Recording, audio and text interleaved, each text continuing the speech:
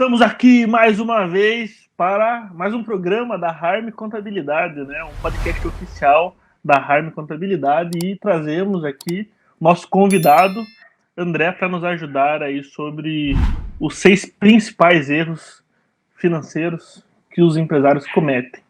Eu me chamo Gabriel Gonçalves. Sou o André, tudo bem, pessoal? Eu sou a Joyce. Vamos começar aí então, André, com essa, né, com esse contexto. Poxa, como é que, né, de onde você veio aí, qual que é teu background, suas experiências, e conta um pouquinho, né, o que você faz na Harm hoje, né, para mostrar que não são 5 erros que, né, que a gente pesquisou, mas são que você viu na prática, né, no campo de batalha mesmo. Conta um pouquinho para nós aí como é que foi a tua história, tua trajetória, né, profissional, e a gente entra nos erros daí na sequência. Bom, gente, antes de mais nada, obrigado pelo convite. Prazer estar aqui com vocês, né, para a gente conversar um pouquinho sobre esse tema que é muito importante e faz parte do dia a dia de praticamente todo empresário, empresária, dono, dona de empresa. Então a gente está aqui para discutir um pouquinho e trazer a partir dos erros, obviamente, ali o que pode ser colocado como melhorias também. Hoje eu estou como diretor administrativo e financeiro da Harm, sou sócio da Harm Contabilidade. Prazer, amo muito essa empresa, gosto muito de trabalhar aqui. E com relação a um pouquinho só de trajetória profissional, e entrando um pouquinho já no viés de finanças, antes mesmo da fundação da Harm, eu e o Gabriel, também outro sócio, a gente já tinha um controle financeiro pessoal muito, muito bem feito. A gente conversava, a gente trabalhava na mesma empresa antes, e a gente conversava muito sobre finanças, e a gente também trocava muita ideia sobre trabalho, etc.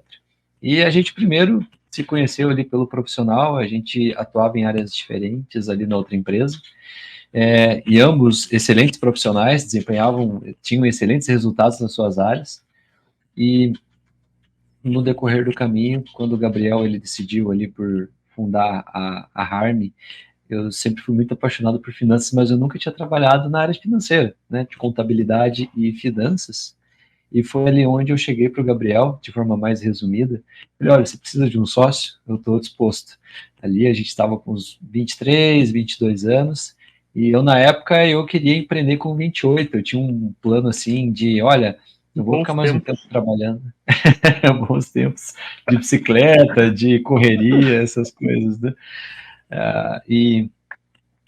Então, eu queria empreender com 28 anos, e a Laili estava com 23 e o Gabriel fundou a empresa, e onde, por a gente estar, vamos dizer assim, na parte da pessoa física financeiramente bem, a gente pôde tomar essa decisão de tocar o projeto Harm de forma integral.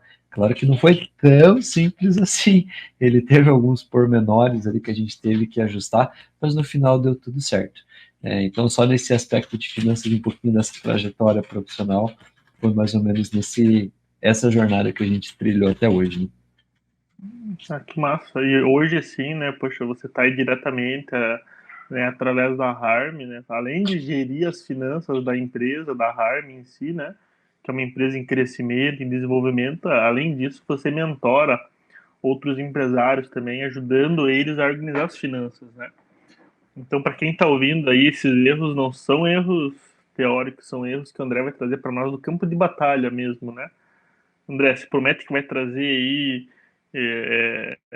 da experiência prática para nós mesmo, não vai tentar maquiar, vai contar para nós a verdade aí do que você aprendeu nesses últimos anos. Combinado? Combinado, pode deixar. Tá, Quando fechado. eu tento aprender alguma coisa, eu confesso que eu gosto de ouvir alguém da prática, alguém que passou por aquilo, porque fica mais fácil de colocar na minha realidade aquilo que a pessoa está falando, ao invés de somente um contexto teórico, algo nesse sentido. Então eu vou tentar falar de uma forma muito enxuta e muito simplificada, né? Essa nossa perspectiva financeira.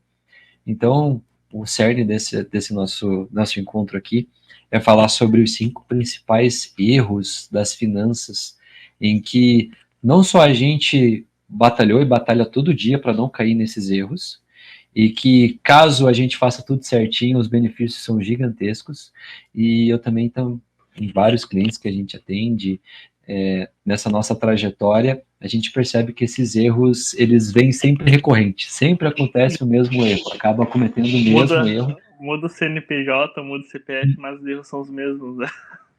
Muda somente de endereço, então a gente já está um pouco mais maduro com relação às coisas que vêm acontecendo e com relação ao que pode ser feito para deixar tudo certinho. Então, e são 5 erros ou são 6?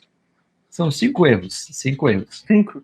Então, eu falei que eram 6, né? O último vai ser um erro bônus, então. Combinado? O erro bônus tá, consigo colocar aqui na cabeça o erro bônus já. É 5 mais um erro bônus, mas segura aí até o final, o erro bônus tem que ser o mais, o mais, como é que eu posso dizer?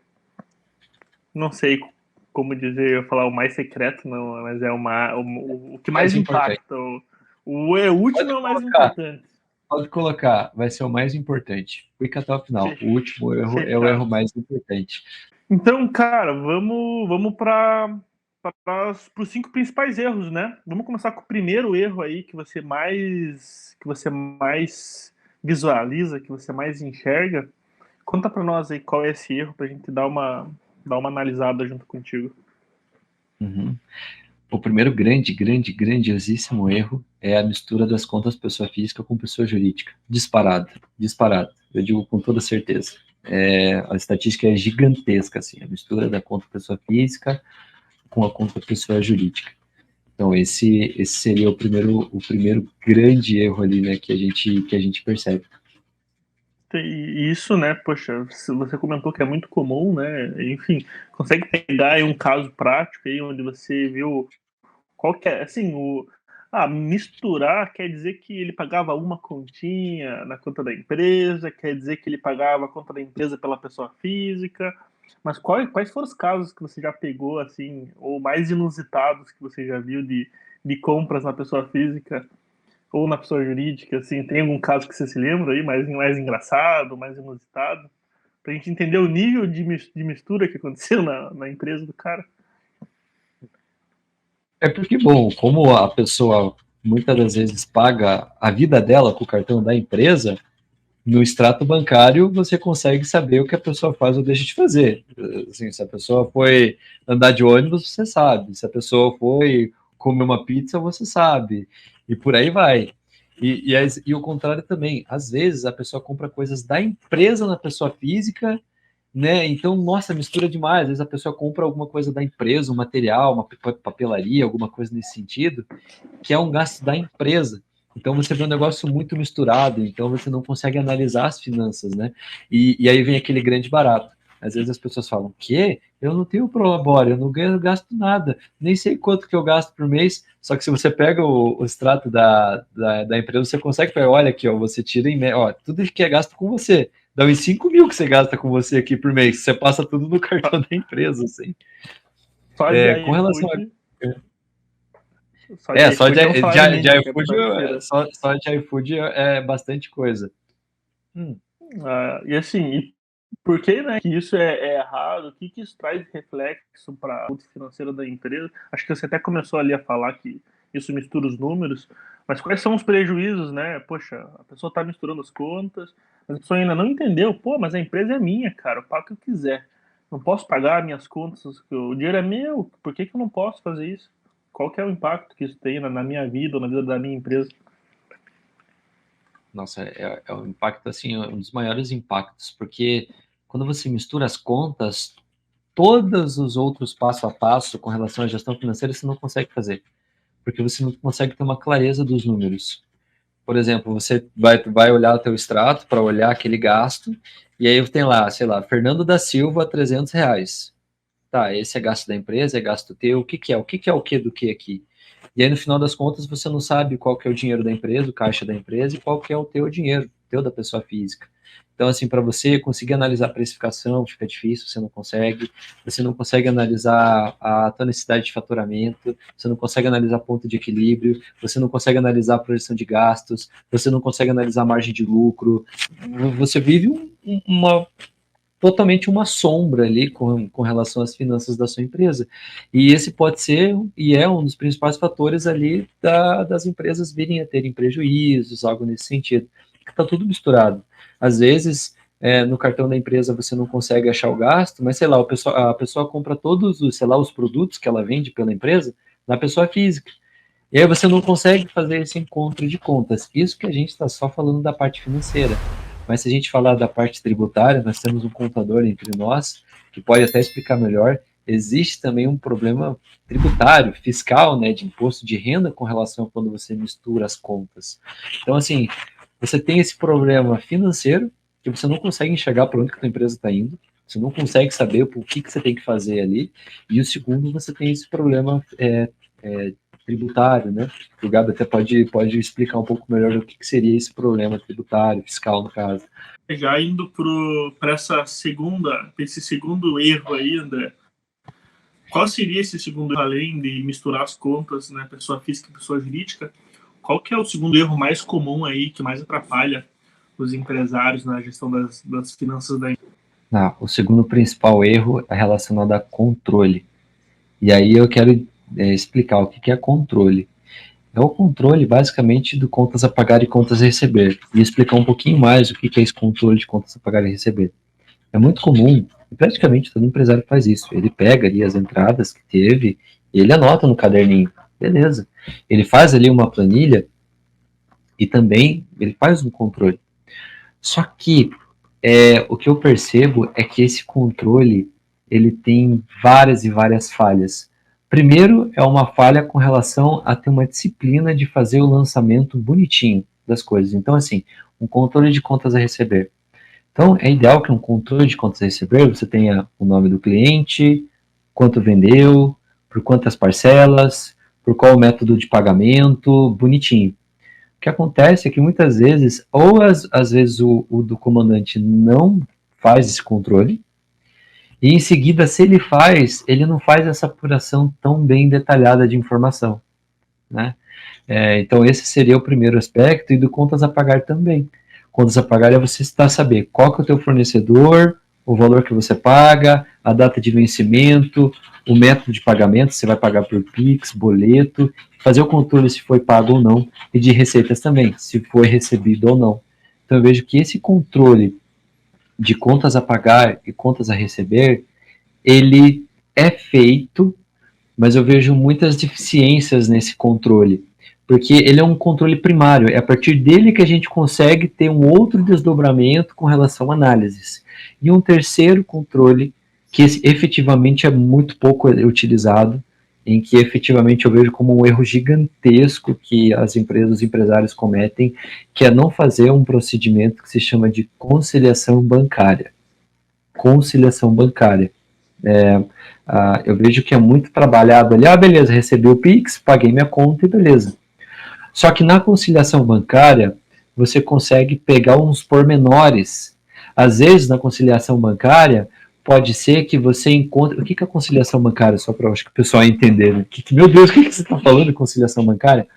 Conciliação bancária nada mais é do que você pegar o teu extrato bancário, você vai pegar o extrato, o que passou na conta da empresa, e você vai fazer um cruzamento de dados, você vai fazer um cruzamento. Então você vai pegar teu extrato aqui de agosto, que a gente está agora, vou ver, recebi um Pix de R$200 do João Silva.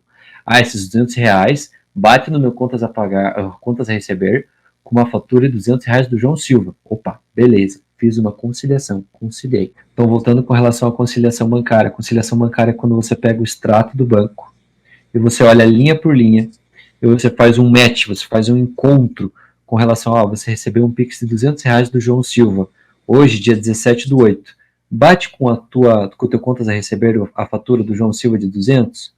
Bate, beleza, e você vai fazendo esse cruzamento. E aí, quando você vai fazendo esse cruzamento, às vezes podem surgir algumas coisas novas. Às vezes pode vir assim, putz, mas o que é essa taxa aqui que eu não vi? Ou, o que é esse Pix aqui?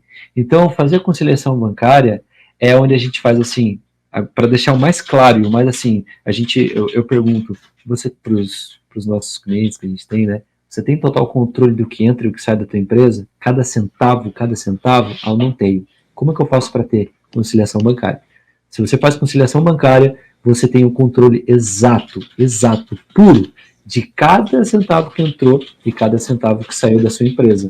Só que para que você consiga controlar cada centavo que entrou, cada centavo que saiu, você tem que ter as contas separadas, né? A não ser que você faça conciliação bancária da tua conta pessoa física, só que daí é outro grande trabalhão. E assim, né, até pegando como uma bagagem nossa, né, acho que você está vivendo muito disso também. Tem empresários, quando você fala, olha, tem que fazer o controle de quanto você ganha e quanto você gasta. Ele te fala assim, não, eu já tenho esse controle. Mas quando você vai ver, igual você comentou, né, é um controle muito falho, né? Tem só o valor e quando, mas não tem quando vence, não tem, enfim, não tem todas as informações necessárias, né? Ou quando vende, né? Não diz se vendeu parcelado, se vendeu à vista, qual o cliente que é. E eu tenho a impressão que eles podem estar tendo uma inadimplência alta, tipo, clientes não estão pagando, eles não estão nem percebendo. Ou se alguém pagar um valor diferente, ele não consegue nem conferir se está certo ou se está errado, né?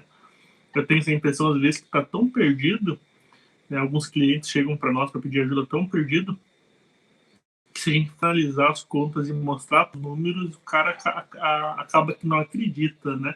E se eu tenho uma conciliação bem feita, você não sabe quanto entra e quanto sai de dinheiro da tua empresa, não pode analisar, tomar decisão.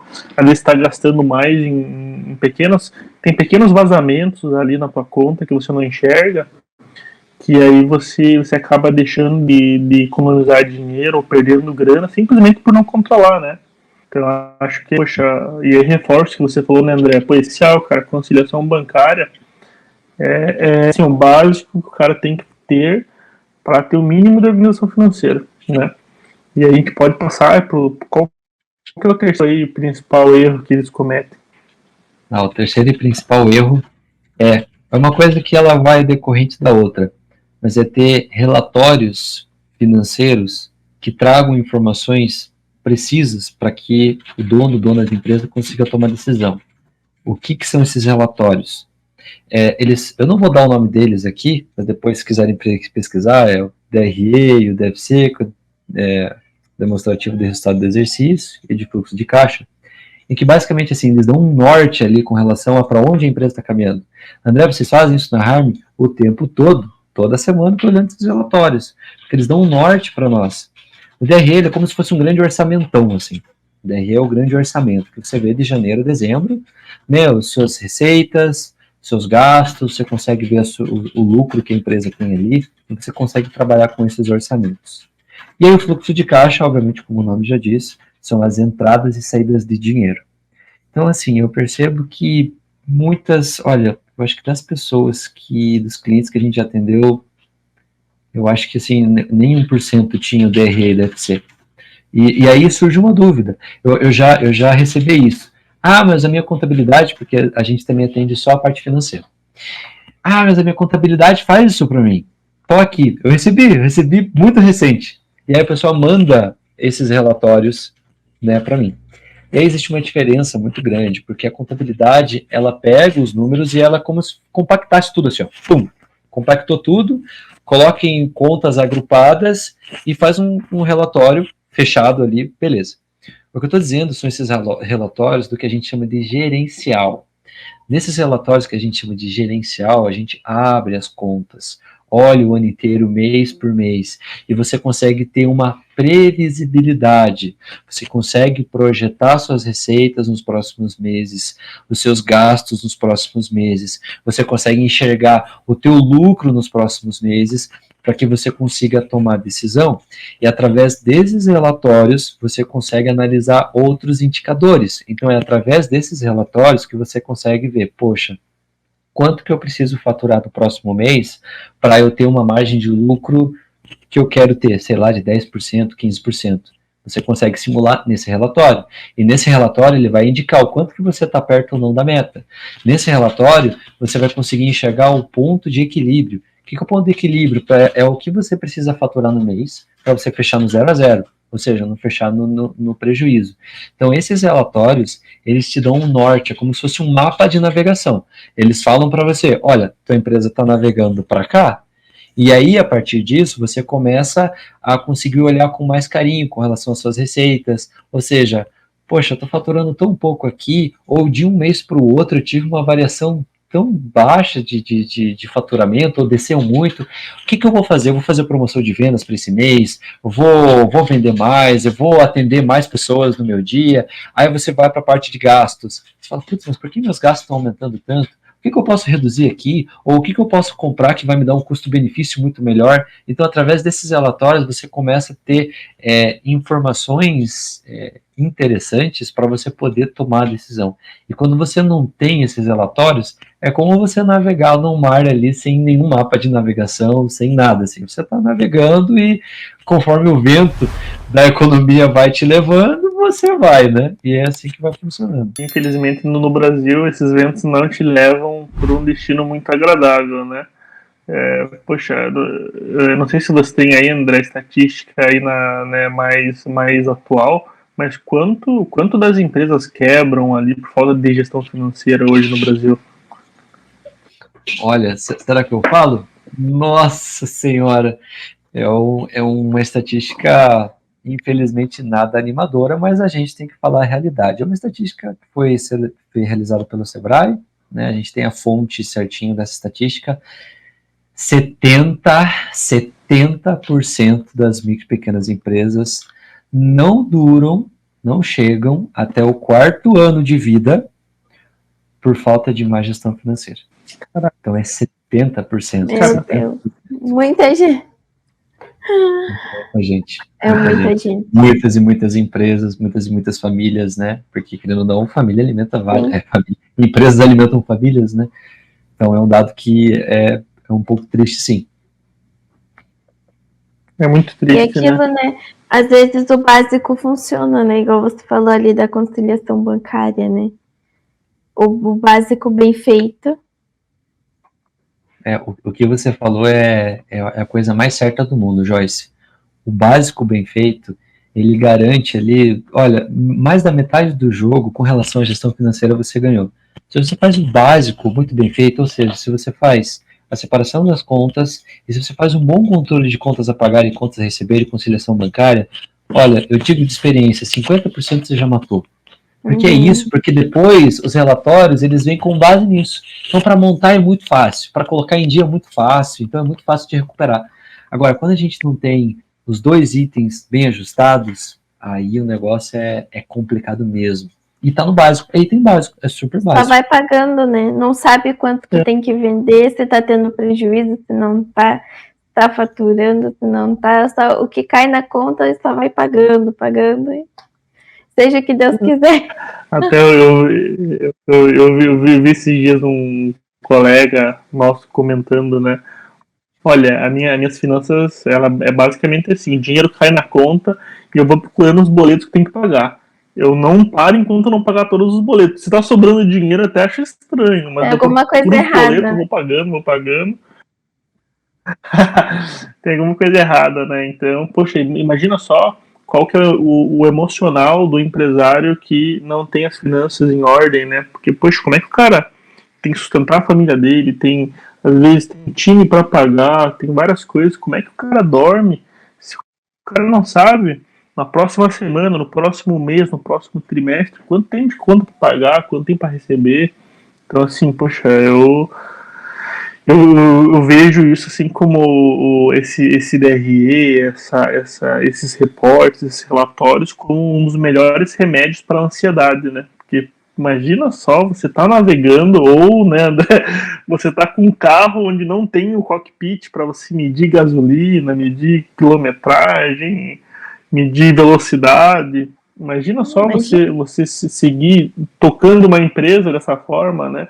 Para quem já teve um carro que não mede gasolina, é muito chato, né? Às vezes acaba o combustível no meio da viagem.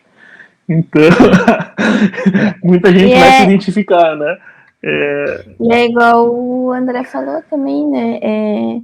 A empresa geralmente paga, não é só o empregador, né? É uma família toda envolvida. E às vezes também o próprio empreendedor mesmo, imagine, ele empreende, de repente acabou o dinheiro, tá, e agora o que eu faço? Fica com as dívidas da empresa, fica sem ter para onde ir, porque às vezes até tem que procurar um emprego de carteira assinada, trabalhar para os outros novamente, por um erro básico, né? Exato, e igual vocês falaram, né, básico, bem de base mesmo, né, se você não tiver aquilo ali, você não consegue subir, né, é a base do conhecimento. Poxa vida, é isso mesmo. E assim, né, vamos pro quarto erro, então. Qual é o quarto, né? Eu tô certo, primeiro, segundo, terceiro, agora quarto. estamos Qual no seria esse quarto erro, meu amigo? Quarto erro, rufem os tambores, é precificação. Precificação. E aí eu estou colocando uma ordem mesmo, porque a precificação você vai conseguir analisar se você está tendo uma boa precificação ou não a partir dos relatórios, que é o do item 3.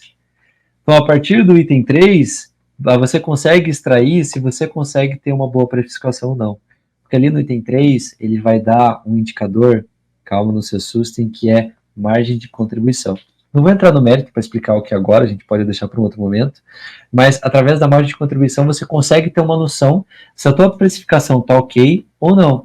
E através da margem de contribuição, dependendo do resultado, você já consegue mexer as alavancas. Se o problema está no custo, se o problema está, por exemplo, em alguma outra situação da empresa, que é a questão de caixa, enfim, através da margem de contribuição, você consegue analisar se a tua precificação está certa ou não e mexer nessas alavancas de custeio também, ou se você efetivamente precisa aumentar o preço.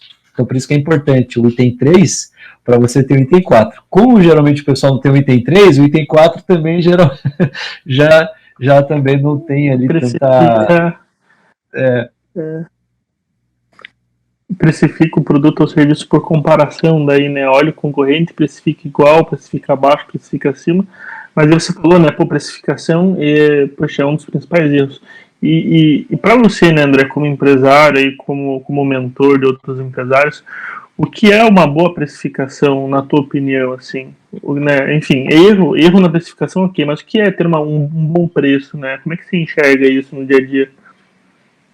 Vamos lá. Precificação geralmente é um tema complexo, e eu quero sair um pouquinho do senso comum, porque o senso comum todo mundo sabe. Eu tenho... meu produto custa tanto, coloco minha margem de lucro em cima e faço minha venda. Só que aí a gente tem outra questão, que é quando a gente pega um relatório financeiro, você tem a questão orçamentária. E aí, o que acontece, e o que eu vejo assim, o maior erro na precificação, geralmente os donos de empresa não colocam tudo na precificação. Então você pensa assim, eu tenho essa garrafinha aqui que eu vou vender ela.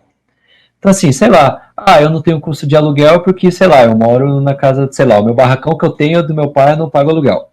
Então eu não vou embutir o custo do aluguel aqui, do barracão. Água, luz e energia eu também não pago porque, eu tenho alguma coisa, então eu não coloco no preço. Então eu vejo que um dos maiores erros com relação à precificação é porque geralmente as pessoas colocam o cenário real na precificação e não o cenário ideal da precificação.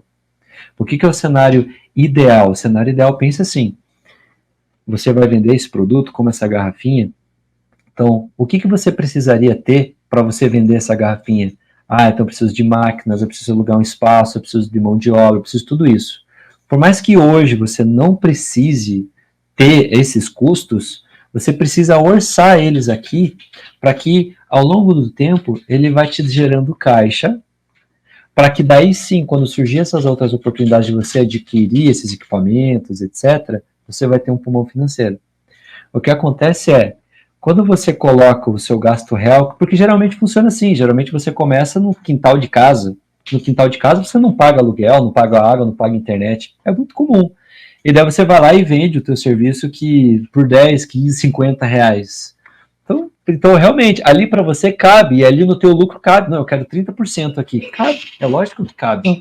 Um lucro de 100%, né? Um lucro de 100%. Nossa, eu estou lucrando para dedéu. Só que você tem que pensar no longo prazo também, do que seria o cenário ideal da tua empresa. Então, eu estou começando no quintal de casa, né, ali no quintal dos pais, enfim, eu não tenho esses gastos.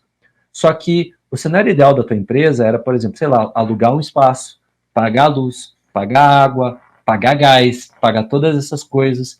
Então, assim, já no comecinho, é importante você embutir tudo no preço isso, para que você consiga chegar num preço de venda que ali no começo vai ser legal, porque se você conseguir vender, e com certeza vai vender, você vai ter uma lucratividade maior, e aí tem que ter inteligência financeira de guardar esse dinheiro, para daí sim, logo depois você vai ter uma reserva para você alocar o teu espaço, para você investir, etc. Porque o contrário é verdadeiro. Se você vende ele muito enxuto, muito barato, sem, não, esse gasto eu não tenho, esse gasto eu não preciso e tal, fica muito mais difícil, e a atração do seu negócio, atração é o que eu digo, para pegar ali o dia a dia, ter um bom faturamento, nossa, ele se arrasta. E tem uma outra coisa também, quando você crescer, você vai ter que reajustar preço. E aí, obviamente, você vai ter que colocar esses custos que seriam os custos ideais do teu negócio. Se o custo ideal daquele produto ou serviço que você vende é 100 e você estava vendendo a 50, você acha mesmo que você vai conseguir reajustar mais R$50 para o teu cliente? Provavelmente não. Ou o teu cliente ele vai pechinchar ou ele vai embora. O que geralmente vai acontecer? Tá bom, eu continuo fazendo a R$50 por você. E aí, se isso se somar praticamente 80%, 90% da tua carteira de clientes, você entra no prejuízo. Você não consegue arcar com os novos custos. Então, a ideia, né, vamos dizer assim, a lâmpada no fim do túnel com relação à precificação é assim, quando você precificar com os custos que você for colocar, coloca o cenário ideal do teu negócio, com tudo que você gostaria de ter no teu negócio. E aí tem outros pormenores, mas o concorrente vende mais barato, não sei o quê. Tudo bem, aí tem outra história, né, que é com concorrentes. Mas, num primeiro momento, coloque o que seria o ideal para o teu negócio. E daí sim, você vai para um segundo momento, que é análise de concorrência, essas coisas e tal. O primeiro seria mais nesse sentido. Vocês estão de acordo? Não sei se faz sentido para vocês. Né, o Gabi até fazendo um comentário, né? Poxa, a questão de precificação, né?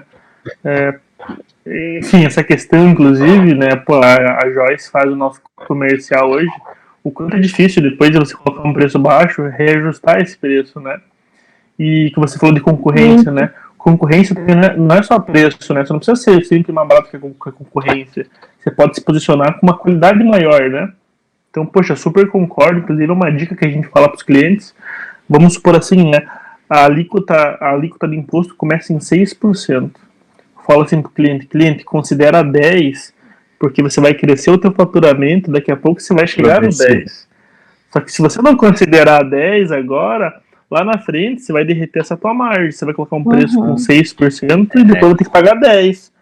E aí, ou você vai tirar do teu bolso, da tua margem, ou você vai ter que repassar o preço para o cliente. Geralmente, aumentar preço é muito mais difícil do que você reduzir. Então, começa com preço mais elevado, considerando, igual o André comentou, o cenário ideal, para que, se com o tempo você conseguir otimizar custo e reduzir, você pode fazer promoções, tem margem para negociar, ou consegue colocar mais valor naquele produto, naquele serviço, ou seja, consegue investir mais na qualidade, né? Então, cara, acho que eu super concordo aí. E assim, eu também vejo essa dificuldade. E a Joyce pode até falar um pouquinho, Joyce, como é que é a tua experiência tentando reajustar preço de contratos de clientes para cima? Né? É muito difícil, né? Não tem como, né? Ninguém gosta. Quem gosta, né, de ter um reajuste? Tem os clientes que entendem, né? Tipo, eles falam, não, tô de acordo, tudo bem. A gente tenta explicar, deixar o mais claro possível o porquê que a gente está aumentando, né? Explicar como tudo na vida aumenta, né? Então, para a gente ter também ali a nossa margem, a gente tem que fazer o reajuste. Tem uns que entendem, tem outros que falam assim, não, mas a minha receita não aumentou, então não tem como a gente fazer um acordo. Assim, aí fica nisso, né? O problema é seu, fala. Aí a gente meio que fica nesse impasse, né? Porque também a gente não quer perder o cliente, né? Então, temos daí onde a gente faz uma reunião para decidir o que a gente vai fazer. Mas no final dá tudo certo. Mas sempre é muito difícil, né? É difícil. Sempre é muito difícil. É bem difícil. Sempre é muito difícil. E aí, já passando, aí a gente já viu separação das contas, a gente já viu controles, a gente já viu demonstrativos, precificação, e a gente está indo para o último erro, né? Fora o bônus. E aí, qual seria esse quinto erro aí que o pessoal mais comete aí, André, pela tua experiência? É o erro de segurança financeira, reservas financeiras. Olha, acho que a gente, dos clientes que eu atendi, teve um só, em que ele disse que ele tinha uma reserva de mais de 3 meses para conseguir sustentar as contas da empresa. O que é isso? Pense comigo, você que está me ouvindo. Se você não recebesse mais nada a partir de hoje na tua empresa, zero, nem o que você tem a receber, as vendas que você já fez, você não vai receber mais nada a partir de hoje. Com o dinheiro que você tem em caixa, quantos meses a tua empresa ia sobreviver pagando funcionário, pagando operação, pagando as contas fixas da tua empresa? Nos clientes que a gente atende e, enfim, nos conhecimentos, nas pessoas que a gente já conversou... 3 dias. Olha, a gente faz um diagnóstico financeiro em que existe a opção menos de 2 meses. Menos de 2 meses. Mais de 99% é menos de 2 meses. É assombroso. Então, assim, é o erro da segurança financeira. Então, o que acontece? A empresa, ela anda tanto ali no enxuto, tanto na corda, na linha esticada, que qualquer situação, qualquer adversidade, pense assim, geralmente, óbvio, muitas das vezes é o dono do negócio que opera, que ele que faz, ele que vende, tal. Ele não pode pegar uma gripe, ele não pode parar, ele não pode pegar férias, porque ele anda tão esticado com a corda financeira, ele não tem segurança financeira, que se ele parar, se ele, sei lá, não atender o cliente, não fizer, ele não tem o faturamento necessário e logo ele já está devendo. Então, assim, o ideal dessa segurança, dessa reserva financeira, que a recomendação é de 6 meses, igual tem o nosso vídeo falando sobre finanças pessoais, é você ter uma reserva de emergência para a tua empresa também. De, no mínimo 6 meses os custos e despesas fixas, para que se der uma crise, bato na madeira, mas a gente teve infelizmente a Covid, e a Covid até durou bem mais tempo, né? Até empresas que tinham reservas tiveram complicações, mas digamos que surge alguma situação, enfim, algum acontecimento ali que você pare de vender ou aconteça alguma situação muito delicada, você com a reserva financeira você consegue ajustar o prumo das coisas, né? Então, é dessa forma que a gente segue ali com relação à segurança financeira, que infelizmente mais de 95, 98, 99% das empresas não tem. E, poxa, isso que você falou é muito verdade. O cara tá tão esticado que o cara não tem a chance, não tem a oportunidade de tomar mais risco. O cara não pode cometer nenhum erro, né? E quando as contas estão muito pertinhas, o cara pode arriscar e investir em crescimento, investir em contratação. O cara não pode, enfim, acho que coloca uma pressão no negócio que não precisaria, né? Boa parte, talvez aí possa atribuir boa parte do sucesso que a Harm teve ali em aquisição de novos clientes, em montar o time, porque a gente tinha uma reserva sabendo, olha, se a gente errar, a gente não vai quebrar, pelo menos. A gente dá o luxo, entre aspas, né? De testar coisas novas para a gente poder crescer mais, sabendo que isso não vai ser fatal, né? E aí, se o cara não tem essa reserva, aí sim, uma decisão errada pode ser fatal, porque como é que ele vai voltar depois, né? Poxa, uma expansão, uma nova fábrica, comprar estoque ou não comprar, vender com desconto ou não, poxa, isso aí acaba que fica muito apertado, né? E, poxa, igual você comentou, né, André, a ideia seria na faixa de 6 meses? Basicamente 6 isso. 6 meses versus o custo que o cara tem, custo fixo. Como é que você enxerga isso? Isso, seria 6 vezes os custos. Porque como a pessoa não está vendendo mais, então provavelmente ali os gastos para você montar teu produto e serviço não vai ter. Mas ao menos ali você consegue segurar, pagar funcionários, você consegue pagar teu prolabore também, né, o salário do sócio, consegue pagar os gastos de instalação, então aluguel, essas coisas consegue pagar. E aí você tem esse tempo de respiro para você voltar e tentar novas vendas, tentar outros fornecedores para te ajudar a reerguer teu negócio. Então você consegue ter tranquilidade para tomar decisão. Entendi. Enfim, tem uma recomendação de onde deixar esse dinheiro guardado aí? Tem algo que você prefere, algo que você indica? Sei lá, poxa, André, gostei da tua ideia, vou começar a separar um dinheirinho aqui para guardar para minha reserva. Onde é que eu deixo esse dinheiro? Deixo na conta do sócio? Deixo na poupança? Invisto? Né? Como é que você indica? O que você orienta, né, hoje os empresários? Não, perfeito. O dinheiro da empresa, o dinheiro de caixa que vai sobrando ali, eu posso dar recomendação de 2 bancos hoje ali, que tem o Banco Inter e o PagBank, que eles têm a modalidade de aplicações financeiras. Então fica ali numa modalidade que é de renda fixa, e você pode resgatar esse dinheiro a hora que você quiser. O problema é não deixar esse dinheiro ali no saldo da conta corrente, porque a gente tem um monstrinho que se chama inflação, e esse cara, ele vai corroendo o teu dinheiro, tanto que é por isso que todas as coisas se reajustam no começo do ano, porque é um reajuste da inflação. Então, se você não está deixando o teu dinheiro rendendo na conta, a inflação está vindo e corroendo ele. Então, significa que o teu dinheiro está desvalorizando ao longo do tempo. Quando você pega o teu dinheiro e deixa ele aplicado, além dele não ser corroído pelo monstrinho da inflação, ele também rende uns jurinhos. E isso te ajuda, né, dependendo da tua aplicação que você tem, às vezes você consegue até pagar mais um funcionário só com rendimento de aplicações. Então, hoje no Banco Inter tem ali aplicações de renda fixa, um resgate diário que você pode fazer, e no PagBank também tem, tudo de forma gratuita, bem simples de mexer. Eu dou a sugestão do PagBank que ele paga um pouquinho mais, ele tem um pouquinho mais de rentabilidade com relação ao Banco Inter, mas os dois são excelentes. Poxa, ou seja, além de guardar grana, você ainda tem uma rentabilidade sobre esse dinheiro que você guardou, né? Uma receita ali. Sei lá, você tem 10 mil guardadinho, dá para você contar com 100 por mês só da aplicação financeira. Para ajudar aí, enfim, enfim, a pagar serviços ou até ajudar a reinvestir essa grana, né? Então agora vamos para o nosso sexto, não, pro sexto, né, o bônus, né? Mas antes, deixa eu recapitular, Joyce, aqui, você me ajuda também aí. Você lembra, Joyce, qual que foi o primeiro erro? Lembra? Primeiro você fala daí. Bugou minha cabeça. Controle das contas. Controle das contas. A separação entre empresa e pessoa física. Isso. O segundo? Depois, demonstrações. Controles financeiros. Controles financeiros. Terceiro, demonstrações. Quarto,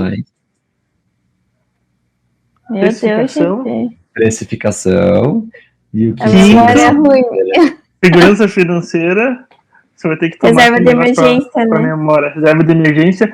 E o sexto, inclusive o mais importante deles, vamos pro sexto então, André. Qual que é o sexto erro ou bônus aí que as pessoas mais cometem? O sexto eu vou contextualizar um pouquinho para quem está ouvindo, eu quero trazer você mais para perto. Pensa comigo, você é empresário. Você não tem 13º, certo? Você não tem férias. Você não tem descanso remunerado. Você tem alguns direitos ali se você tirar. Você trabalha de domingo a domingo, certo? Trabalha horas por dia. Mais de 10, eu acredito, com certeza. Provavelmente você chega no final do mês e os números não batem. Ou às vezes pode ter alguma conta que não tá legal, ou pode ter, né, dorme ali estressado, acorda ali trabalhando, e você vive anos e anos nisso. Então o que eu quero... Qual parte do tempo você aproveita, você vive? Para cuidar da tua saúde, para você passear com seus filhos, para você curtir tua família, para você aproveitar a vida. Então, muitas vezes o sonho que você tinha, que era de abrir tua empresa, assumir os negócios de alguém, de algum familiar, hoje pode ser o teu pesadelo. Porque você acorda, vai trabalhar, quando você vai dormir, você sai do teu trabalho e vai e volta. Falta aniversários, falta, sei lá, aniversário da mãe, aniversário do pai, não consegue pegar o filhinho na escola, não consegue acompanhar o crescimento das crianças, não consegue sair com o marido, ou sair com a esposa, ou enfim, com o parceiro que você tem, não consegue dar atenção. As pessoas ficam chateadas com você porque você não comparece. Por quê? Porque você está trabalhando. Por que eu estou trazendo tudo isso aqui para você? Para você que está com problemas com gestão financeira do teu negócio. O sexto e o principal erro é você deixar as coisas como está. É você não iniciar. É você não pedir ajuda. Se tem uma coisa que prejudica todo e qualquer empresário, é a gente se achar o super-herói e querer fazer tudo sozinho. Não, eu consigo, eu faço, eu dou conta. Cara, você não dá conta. Peça ajuda, você precisa ter gente. Aqui na Harm, nós somos em 3 sócios. Um só não dá conta. A gente está aqui para dividir as atribuições e a gente tem demanda padedel. A gente tem um time para contribuir e a gente tem ajuda externa para fazer com que a empresa funcione, com ela se desenvolva. A gente tem os nossos erros também, como você tem, a gente tem os mesmos problemas, como você tem. Não fique sozinho, não queira fazer tudo sozinho. Então, o sexto e o maior erro é não fique sem fazer nada. Ou seja, haja, tome o primeiro passo. Se você não consegue ajustar sozinho as finanças da tua empresa, busque ajuda. Busque a gente aqui da Harm, a gente entende de finanças, a gente faz tudo isso para você. Se não for a Harm, não tem problema. Você pode consumir conteúdos na internet, você pode contratar uma consultoria para você, mas não fique na situação que você está hoje. Porque, igual no outro vídeo, eu vou repetir de novo, a minha mãe fala o seguinte, a gente só não dá jeito para a morte, só para a morte que a gente não dá jeito. Mas enquanto você está vivo, você está respirando, você tem um cérebro que está funcionando, para tudo se dá jeito. Para tudo se negocia, para tudo dá para arrumar a venda, e sempre dá para recomeçar. O que passado, ontem já foi, acabou ontem. O amanhã ainda vai vir. Então, assim, às vezes a gente fica muito preocupado com o que, ai meu Deus, o que vai acontecer amanhã? Cara, amanhã nem chegou, você nem sabe se você vai estar vivo amanhã. Então, assim, se preocupe com hoje. Hoje, o que você tem que fazer? Hoje eu tenho que agir. Como é que eu vou agir? Eu vou procurar ajuda. Ou eu vou procurar conhecer mais, vou assistir mais vídeos, mas assim, se incomode com a situação que você está hoje.